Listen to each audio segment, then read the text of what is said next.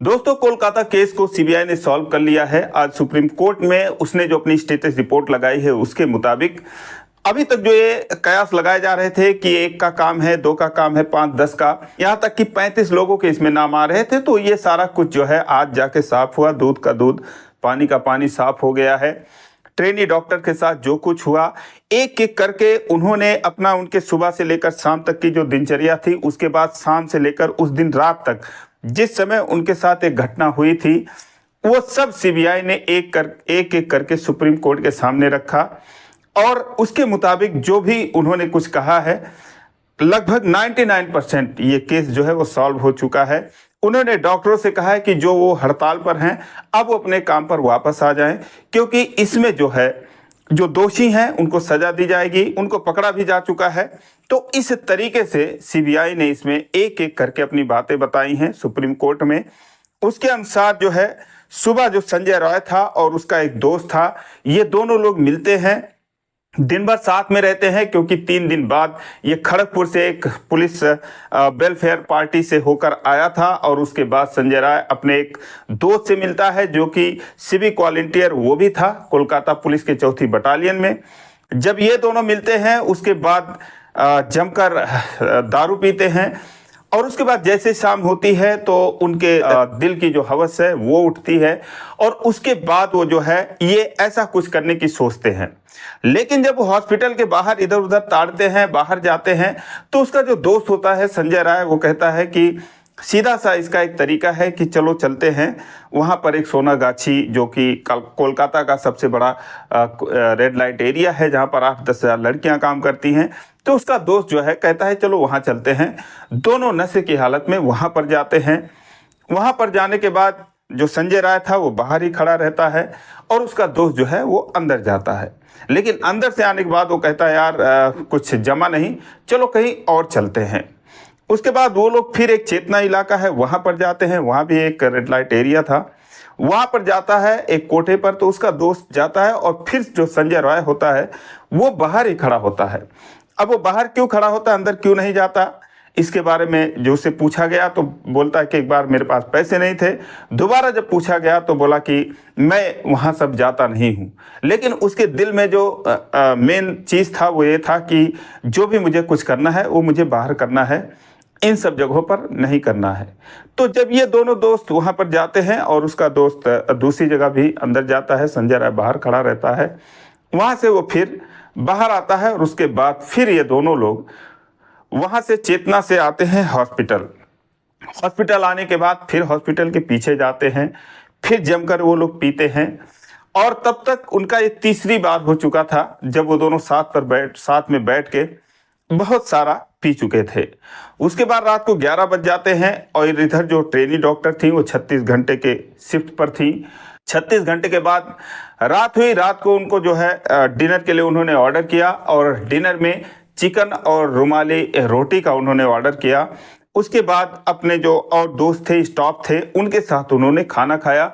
नीरज चोपड़ा का मैच देख रही थी, जो कि जेवलिन का फाइनल था। उस रात 8 अगस्त की रात को पूरा हिंदुस्तान जो है उनके स्वर्ण पदक जीतने की दुआएं कर रहा था। हालांकि स्वर्ण पदक वो नहीं जीत पाए, पाकिस्तान के अरशद नदीम ने जीता, उन्होंने सिल्वर मेडल जीता। लेकिन जो है पूरा देश उनके लिए दुआएं कर रहा था, और उन्हीं दुआ करने वालों में से ट्रेनी जो डॉक्टर थी कोलकाता के आरजीकर मेडिकल कॉलेज की, वो भी शामिल थी, और उनके और दोस्त भी शामिल थे। यही कहें जो उनके डॉक्टर दोस्त थे वो भी शामिल थे।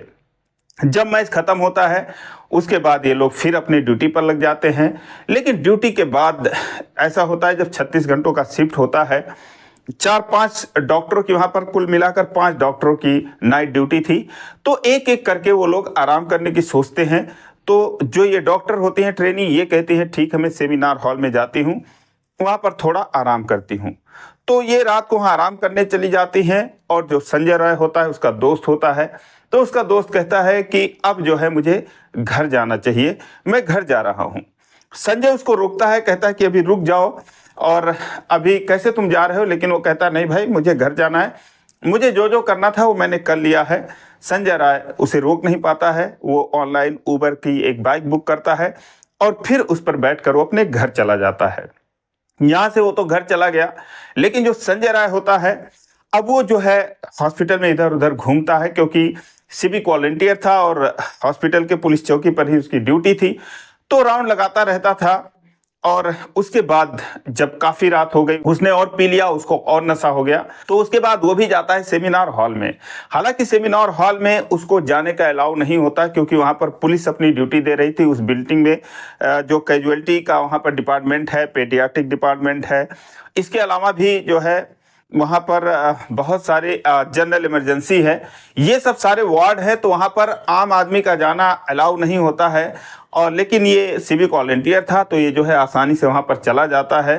लेकिन सेमिनार हॉल तक जब ये जाता है तो वहाँ पर बैठता है कुर्सी पर, और वहाँ पर जब कुर्सी पर बैठे बैठे वो देखता है, इधर उधर नजर दौड़ाता है, तो एक बेड पर जो ट्रेनी डॉक्टर थी वो जो है गहरी नींद में सोई हुई थी। अब जो दिन भर अपने दोस्त के साथ करना चाहता था इधर उधर घूम के, लेकिन उसने नहीं किया था, अब उसे वो मौका मिला था, या यूं कहे कि उसकी नीयत डोलती है, तो जाके वो कंबल हटाता है थोड़ा सा, तो देखता है कि ये एक लेडीज डॉक्टर हैं। अब यहाँ पर जो है वो डॉक्टर को निहारने लगता है और उसके बाद अपनी मनमानी पर उतर आता है। लेकिन जब डॉक्टर की आंख खुलती है तो वो उन्हें पहचान जाती हैं और उसके बाद जोर जोर से आवाज़ लगाती हैं। लेकिन वो एक ट्रेंड बॉक्सर होता है जो कि बॉक्सिंग का ट्रेनिंग लिया हुआ था, और इसी अपने ट्रेनिंग के चलते जो है वो स्कूल के प्रिंसिपल का बहुत ही खास रहता है, क्योंकि उनके बाउंसरों में वो शामिल रहता था। जो भी उनके 10-20 बाउंसर थे उनमें वो शामिल रहता था, उनके आगे पीछे डोलता था और उनका खास था। शायद इसीलिए उसको बचाने के लिए सारा कुछ हॉस्पिटल में जो भी बाद में तमाशा हुआ वो सब किया गया। लेकिन जब ये जो है जबरदस्ती करने लगता है, ट्रेनिंग डॉक्टर संघर्ष करने लगती हैं, तो यह ताबड़तोड़ उनके मुंह पर जो है, उनके दांतों पर मुक्के बरसाता है। उसके बाद शरीर के अन्य पार्ट पर, जैसे चेस्ट पर और पसलियों पर वार करता है। उसे पता था कि किस तरीके से किसी को काबू में किया जा सकता है, क्योंकि बॉक्सिंग के ट्रेनिंग में ये सब आसानी से सिखाया जाता है। तो दोस्तों बहुत जल्द ही वो काबू पा लेता है और संजय रॉय के कुछ मुक्कों से ही वो बेहोश हो जाती हैं। उसके बाद जब बेहोश हो जाती हैं, फिर ये जो है अपनी मनमानी करने लगता है। लेकिन फिर उनकी आंख खुलती है, थोड़ा होश में आती हैं, तो फिर वो संघर्ष करने लगती हैं। लेकिन अब वो उस स्थिति में नहीं थी कि उसका ज़्यादातर विरोध कर सके। लेकिन अब वो इतना अग्रेसिव हो चुका था, उसे इतना गुस्सा आ रहा था कि वो ताबड़तोड़ वार करता है। और जब पोस्टमार्टम हुआ बॉडी का, तो उस पर जो है 14 जो गहरे घाव के निशान पाए गए थे, वो सारे जो है वो संजय रॉय के द्वारा लगाए गए थे या मारे गए थे। उसके बाद वो अपनी जब मनमानी करता है और उसका मन शांत होता है, फिर वो जो है वहाँ से उठता है और वहाँ से उठाकर उनकी जो बॉडी होती है, क्योंकि तब तक वो अपना दम तोड़ चुकी थी, वहाँ से उठाकर और एक गद्दा होता है नीचे ज़मीन पर, पोडियम टाइप का, उस पर जो है लिटा देता है और एक नीला कंबल उड़ा देता है और हाथ को मोड़कर आंख पर ऐसे रख देता है कि जैसे कोई अगर देखे तो ऐसे लगे कि जैसे कोई सो रहा हो। और वो गद्दा जहाँ पर पड़ा था, वो ट्रेनी डॉक्टर जहाँ पर पड़ी थी, रोशनी वहाँ पर हल्की थी, इसलिए कुछ ज़्यादा साफ दिखाई नहीं दे रहा था। वो वहाँ से उसके बाद संजय रॉय जो है वो हॉस्पिटल से आराम से निकलता है और फिर चला जाता है बैरक में, पुलिस के बैरक में, जहाँ पर वो रात को आराम करता है। अपने जो है धब्बे वगैरह, जो भी ब्लड वगैरह होते हैं, उसे वो साफ करता है, धोता है, आराम से सो जाता है। इधर 6 बजे जब आता है एक कर्मचारी, तो देखता है कि जैसे कोई सो रहा हो, और चूंकि घुटनों तक जो कंबल था वो सिमटा हुआ था और नीचे जो है कुछ वस्त्र नहीं था, तो वहाँ पर जाना उचित नहीं समझा। सोचा कोई लेडीज़ हैं जो सो रही हैं, इनके कपड़े अस्त व्यस्त हैं, वो वहाँ तक जाना, पास तक जाना उचित नहीं समझता है और दूर से ही देखकर वो चला आता है। लेकिन फिर आधे घंटे बाद जब 6:30 बजे एक और स्टाफ जो है, जूनियर डॉक्टर थे, वो वहाँ पर जाते हैं, तो वो वहाँ पर देखते हैं जब दूर से देखते हैं तो उन्हें समझ में आ जाता है कि कोई ऐसे भी कैसे सो सकता है इस तरीके से और कपड़े हटे हुए हों। वो पास में धीरे धीरे जाता है तो फिर और चीज़ें देखता है, वहाँ पे लैपटॉप टूटा हुआ और वहाँ पर मोबाइल, बोतल और सब कुछ वहाँ पर ऐसे लग रहा था कि जैसे क्या हुआ है। वो समझ जाता है 1 मिनट में कि इन महिला के साथ, इन डॉक्टर के साथ जो है कुछ बहुत बुरा हुआ है। उसके बाद वो आता है, बाहर शोर मचाता है। उसके बाद पुलिस आती है और वहाँ पर जो है वो बॉडी को अपने कब्जे में लेती है। लेकिन दोस्तों एकमात्र आरोपी जो है सीबीआई ने अभी तक बताया है कि जो लेडीज डॉक्टर के नमूनों के साथ जो नमूने इकट्ठे किए गए थे, उनके जो सैंपल्स लिए गए थे, उनमें जो है सिर्फ संजय राय का ही सैंपल्स पाया गया है। लेकिन आखिर संजय राय को बचाया क्यों जा रहा था? क्यों जो है कोलकाता पुलिस इसमें हीला हवाली कर रही थी, इतनी लेट लतीफी कर रही थी? क्यों जो है सबूत को मिटाने का प्रयास किया गया?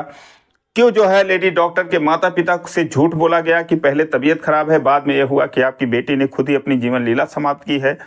और उसके आने के बाद भी प्रिंसिपल उनसे मुलाकात नहीं करते हैं। वो कहते हैं मेरे ऑफिस में आके उनके माता पिता मिले। तो ये उनके प्रति रवैया था। और जब मीडिया वहां पर जुटती है, काफी हल्ला मचता है। फिर प्रिंसिपल संदीप घोष जो है वो जाते हैं वहां पर, लेकिन फिर भी वो उनके माता पिता से बात नहीं करते हैं।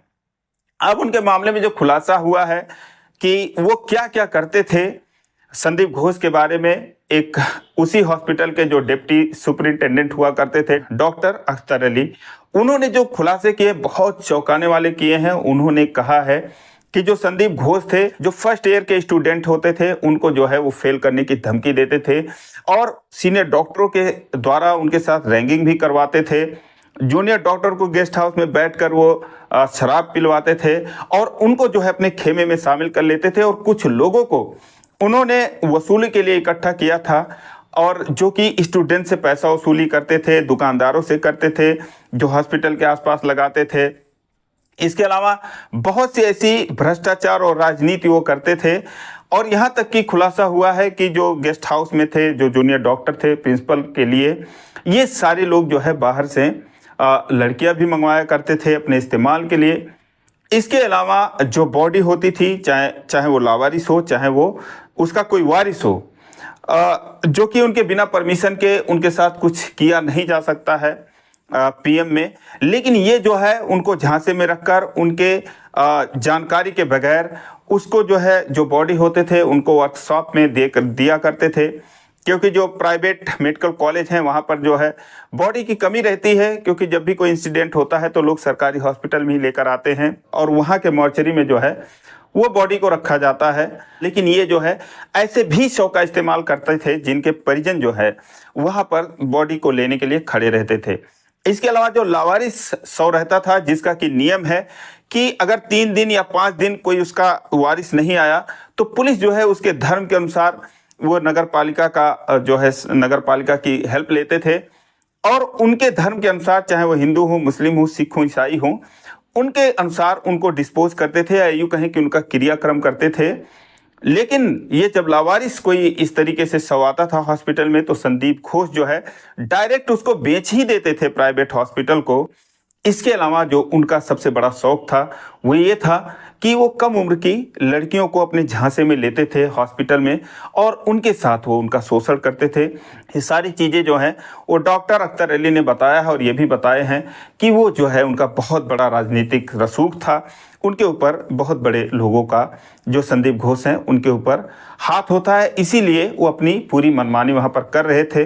दोस्तों, उस प्रिंसिपल के निर्दयता का या उसके जानवरपन का इससे भी अंदाज़ा लगा सकते हैं कि उनकी पत्नी का सिजेरियन हुआ था, सर्जरी हुई थी और एक बार इन्होंने इतनी जोर से अपनी ही पत्नी के पेट पर लात मारा कि जो टाँके थे वो टूट गए। अब दोस्तों, उसके बाद फिर जब हॉस्पिटल ले जाया गया तो रास्ते में ही उस पत्नी की मौत हो गई। अब दोस्तों, जानबूझकर एक डॉक्टर, अगर कि उसे पता है कि टाँके कितने नाजुक होते हैं, अगर यहाँ पर मारा जाएगा तो क्या कुछ हो सकता है, लेकिन उन्होंने जानबूझकर अपनी पत्नी को मौत के घाट उतारने के लिए ही शायद उसके पेट पर लात मारी थी। तो दोस्तों, संदीप घोष जो थे वो बहुत ही निर्दयी तरीके से वहाँ पर काम करते थे। हॉस्पिटल का उन्होंने ऐसी तैसी कर रखी थी और अपने रसूख के लिए, अपनी पावर दिखाने के लिए, अपने प्रभाव से लोगों को कब्जे में लेने के लिए, या यूँ कहें कि लोगों को इम्प्रेस करने के लिए हमेशा 10 से 20 सिक्योरिटी गार्ड के साथ वो चलते थे। इतना तो कोई बॉलीवुड स्टार नहीं चलता है, इतना तो कोई बहुत बड़ा राजनेता भी नहीं चलता है जिस तरीके से संदीप घोष जो है वो चलते थे। और कहीं ना कहीं संजय राय जो है उनका खास बंदा था, नुमाइंदा था। इसीलिए उस दिन सुबह जो है, जो कि उन्हें समझ में पूरी तरीके से आ रहा था कि ये केस क्या है, वो जो है उस पर लीपापोती करने की संदीप घोष ने कोशिश की थी।